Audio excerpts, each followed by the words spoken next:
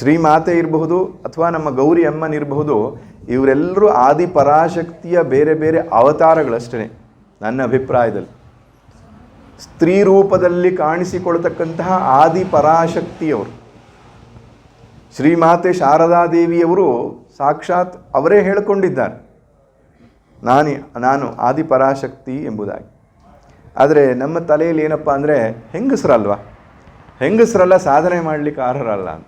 ಏನಿದ್ರು ಗಂಡಸರು, ಅದರಲ್ಲಿಯೂ ವಿಶೇಷವಾಗಿ ಜನ್ಮವನ್ನು ತಾಳಿದವರಿಗೆ ಮಾತ್ರ ಅಂತ. ಹಾಗಿಲ್ಲ. ನಮ್ಮ ಭರತಖಂಡದಲ್ಲಿ ಅನೇಕ ಜನ ಸಾಧ್ವಿ ಮಣಿಗಳು ಬ್ರಹ್ಮಜ್ಞಾನಿಗಳಾಗಿ ಆಗಿ ಹೋಗಿದ್ದಾರೆ. ಭಾರತದ ಉದ್ದಗಲಕ್ಕೂ ನೀವು ಹೋದರೆ ಗೊತ್ತಾಗ್ತದೆ, ಅಲ್ಲಲ್ಲಿ ಇಂಥ ಮಹಾ ಸಾಧ್ವಿ ಶಿರೋಮಣಿಗಳು ಆಗಿ ಹೋಗಿರೋದು ವೇದದಲ್ಲಿಯೂ ಕೂಡ ಕಾಣಿಸ್ತದೆ ನಮಗೆ. ವೇದದಲ್ಲಿ ಒಬ್ಬಳು ಹೇಳ್ತಾಳೆ, ಅಹಂ ರುದ್ರೇಭಿರ್ವಸುಭಿಶ್ಚರಾಮ್ಯಹಮಾದಿತ್ಯೈ ಋತ ವಿಶ್ವದೇವೈ. ವಾಗಂಭ್ರಣಿ ಸೂಕ್ತ ಅಂತ ಕರೀತಾರೆ ಇದನ್ನು.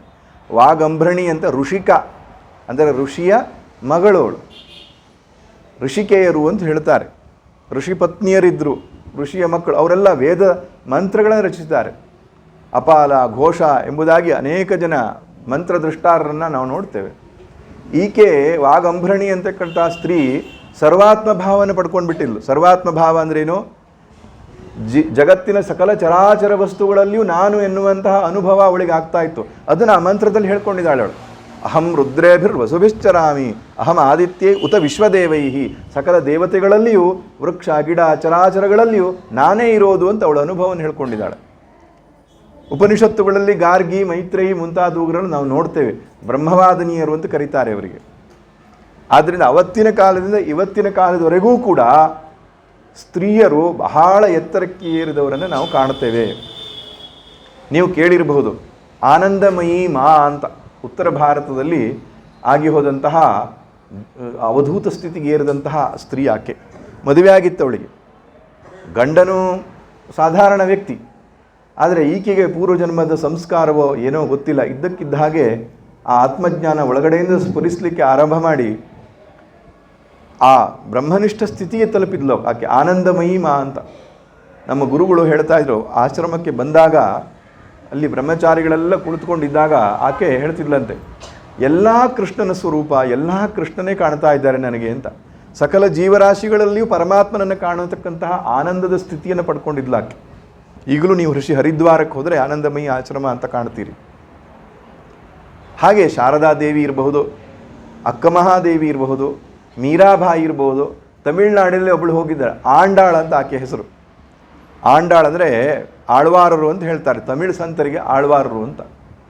ಭಗವಂತನ ಭಕ್ತಿಯಲ್ಲಿ ಆಳವಾಗಿ ಮುಳುಗಿದವರಿಗೆ ಆಳ್ವಾರರು ಅಂತ ಹೇಳ್ತಾರೆ. ಅಂತಹ ಆಳ್ವಾರರಲ್ಲಿ ಒಬ್ಬಳಿದ್ದಾಳೆ, ಆಂಡಾಳ್ ಅಂತ ಆಕೆ ಹೆಸರು. ಗೋದಾದೇವಿ ಅಂತಲೂ ಕೂಡ ಕರೀತಾರೆ. ವಿಷ್ಣು ಚಿತ್ತರು ಅಂತ ಆಕೆಯ ತಂದೆ, ಅವರೂ ಕೂಡ ಒಬ್ಬರು ಆಳ್ವಾರರೇ. ಅವರಿಗೆ ಭೂಮಿಯಲ್ಲಿ ಸಿಕ್ಕಿದಂತಹ ಮಗು ಅದು.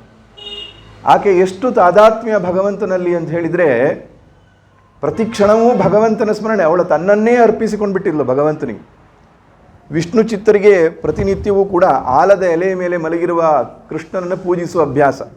ಅದೊಂದು ದೇವಸ್ಥಾನ ಇತ್ತು ಅಂತ ಕಾಣಿಸುತ್ತೆ ಅವ್ರ ಮನೆ ಹತ್ರ. ನಿತ್ಯವೂ ಅವರೇ ಹೂವನ್ನು ಕೊಯ್ದುಕೊಂಡು ಬಿಟ್ಟು ಹಾರ ಮಾಡಿ ಭಗವಂತನಿಗೆ ಅರ್ಪಿಸಬೇಕು. ಆದರೆ ಈ ಆಂಡಾಳ ಏನು ಮಾಡ್ತಿದ್ಲು ಅಂದರೆ, ಅದನ್ನು ತಾನು ಹಾಕ್ಕೊಳ್ತಾ ಇದ್ಲು. ತಾನು ಹಾಕ್ಕೊಂಡು ಕನ್ನಡಿ ಮುಂದೆ ನೋಡ್ಕೊಳ್ಳೋದು, ಈ ಹಾರ ಭಗವಂತನಿಗೆ ಎಷ್ಟು ಒಪ್ಪುತ್ತದೆ ಅಂತ. ನನಗೆ ಒಪ್ಪುತ್ತದೆ ಎಂದಾದರೆ ದೇವರಿಗೆ ಒಪ್ಪುತ್ತದೆ ಅಂತ.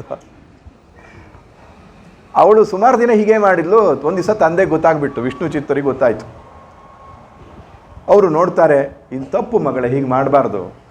ನಾನು ಈ ಬೆರಳ ತುದಿಯನ್ನು ಬಿಟ್ಟು ಇನ್ಯಾವ ದೇಹದ ಅಂಗವನ್ನು ಸ್ಪರ್ಶಿಸಲ್ಲ.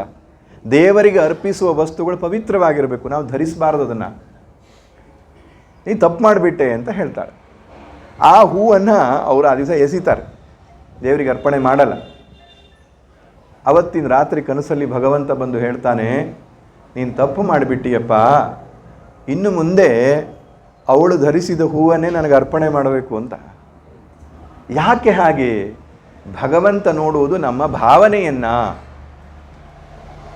ಭಗವಂತನಿಗೆ ನಮ್ಮ ದುಡ್ಡಾಗಲಿ, ನಮ್ಮ ಸೌಂದರ್ಯವಾಗಲಿ, ನಮ್ಮ ವಿದ್ಯೆಯಾಗಲಿ ಅವನಿಗೆ ಬೇಕಾಗಿಲ್ಲ. ಭಗವಂತ ನೋಡುವುದು ನಮ್ಮ ಪ್ರೀತಿಯನ್ನು, ನಮ್ಮ ಭಕ್ತಿಯನ್ನು. ಆದ್ದರಿಂದ ಆಕೆ ತನ್ನನ್ನೇ ಸಮರ್ಪಣೆ ಮಾಡಿ ಕೊಟ್ಬಿಟ್ಟಿಲ್ಲ ಅವಳಿಗೆ ತನಗೆ ಶರೀರದ ಭಾವವೇ ಇರಲಿಲ್ಲ. ಆ ಶರೀರದ ಬದಲು ಮಹಾವಿಷ್ಣುವನ್ನೇ ಸ್ಮರಣೆ ಮಾಡಿಕೊಂಡು ತನ್ನನ್ನೇ ಸಮರ್ಪಣೆ ಮಾಡಿಕೊಂಡಂತಹ ಆಕೆ ಧರಿಸಿದರೆ ಅದು ಭಗವಂತ ಧರಿಸಿದ ಹಾಗೇ ಇದೆ. ಆದ್ದರಿಂದ ಇವತ್ತಿಗೂ ಕೂಡ ಆಕೆ ಕೊನೆಯ ದಿನಗಳನ್ನು ಭಗವಂತನಲ್ಲಿ ಐಕ್ಯವಾಗಿ ಬಿಟ್ಲವಳು. ಶ್ರೀರಂಗಮ್ ಅನ್ಸತ್ತೆ ಅಲ್ಲಿಗೆ ಅವಳಿಗೆ ತಾನು ಅವನನ್ನೇ ಮದುವೆ ಆಗ್ತೇನೆ ಅಂತ ಹೇಳಿ ಭಗವಂತನಿಗೆ ಮದುವೆ ಆಗಿಬಿಟ್ಲವಳು. ಮದುವೆ ಆಗೋದಂದ್ರೆ ಏನು, ಅವನ ಜೊತೆ ಒಂದಾಗಿ ಹೋಗಿಬಿಟ್ಲವಳು, ಮರಣ ಇಲ್ಲ ಆಕೆಗೆ. ಆ ರೀತಿಯಾದ ಕಥೆಗಳನ್ನು ನೋಡ್ತೇವೆ. ನಂಬಿಕೆಯೇ ಜೀವನ, ನಂಬಿದವರ ಪಾಲಿಗೆ ಕಲ್ಪವೃಕ್ಷ. ಈ ಜ್ಯೋತಿಷ್ಯ ಪೀಠಂ ನಂಬಿದವರಿಗೆ ಮೋಸವಿಲ್ಲ. ನಿಮ್ಮ ಯಾವುದೇ ಗುಪ್ತ ಸಮಸ್ಯೆಗಳಿದ್ದರೂ ಅತಿ ಶೀಘ್ರ ಪರಿಹಾರ ಮಾಡಿಕೊಡುತ್ತಾರೆ. ಹಿಂದೆ ಕರೆ ಮಾಡಿ 9900396118